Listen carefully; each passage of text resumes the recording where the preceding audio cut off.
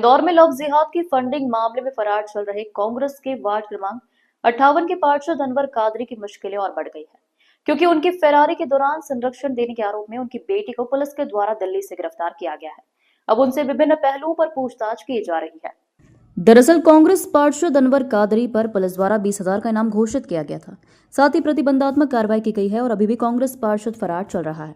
बाणगंगा थाने पर उनके खिलाफ लव जिहाद फंडिंग मामले में आरोपी के तहत 2 लोगों के वीडियो वायरल हुए थे। दोनों ही युवक विशेष धर्म से ताल्लुक रखते हैं। इसके बाद पूरे मामले में दोनों प्रकरणों में उन्हें भी आरोपी बनाया गया था।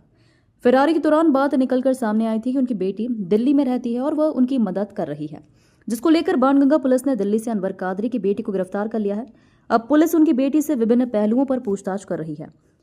पुलिस का सॉफ्टवेयर पर कहना है कि कोई भी व्यक्ति यदि उन्हें संरक्षण देगा या फिर जांच में सामने आएगा, उस पर भी उचित कार्रवाई की जाएगी। साथ ही कांग्रेस पार्षद की संपत्ति को लेकर भी जांच पड़ताल जारी है।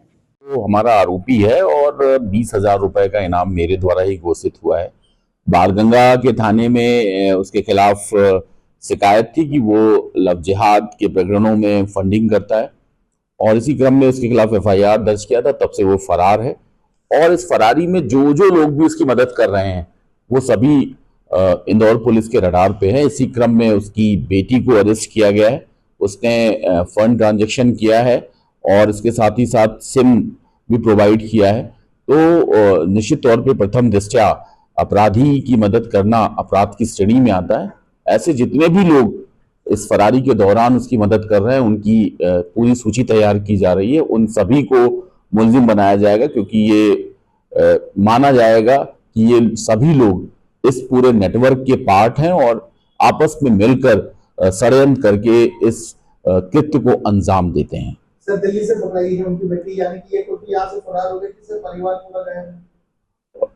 दिल्ली से की गई, क्योंकि वहां पर वो रहती हैं और उनके और जो परिचित हैं वो भी हमारे रडार पर हैं।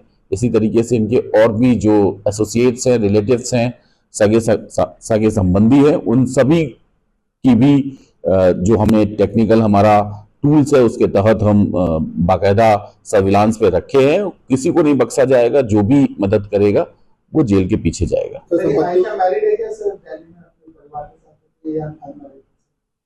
स्टेटस हमें नहीं पता है, जानकारी मिलने पे बता दी जाएगी आपको। निश्चित तौर पे BNSS के तहत जो भी नए प्रोविजंस हैं उनके तहत कार्रवाई की जाएगी। किसी भी तरीके से बख्शा नहीं जाएगा। पूरी जो प्रॉपर्टी है जो इसने गैर कानूनी कार्य करके बनाई है उन सब की बड़ी बारीकी से जांच DCP Zone 3 कर रहे हैं। निश्चित तौर पे वो भी कुर्क की जाएगी।